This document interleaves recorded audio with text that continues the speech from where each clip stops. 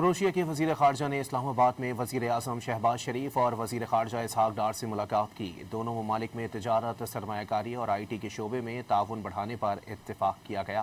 وزیر اعظم نے کروشیا کے صدر اور وزیر اعظم کو دورہ پاکستان کی دعوت بھی دی۔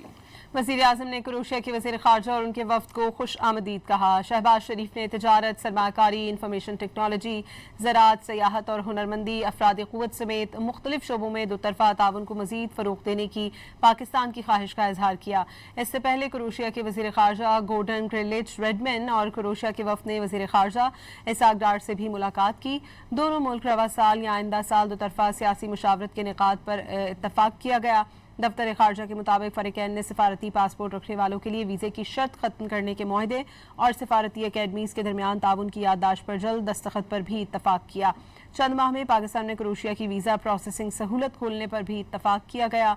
نائب وزیر اعظم وزیر خارجہ سینیٹر محمد اسحاق ڈار کے کروشیا کے وزیر خارجہ کے ساتھ پریس کانفرنس میں کہا گیا کہ یہ دورہ دونوں ممالک کے دو طرفہ تعلقات کے فروغ میں ایک اہم سنگ میل ہے۔ پاکستان اور کروشیا دہشت گردی کے خلاف مشترکہ اقدامات اور امن کے مشترکہ وژن پر متفق ہیں۔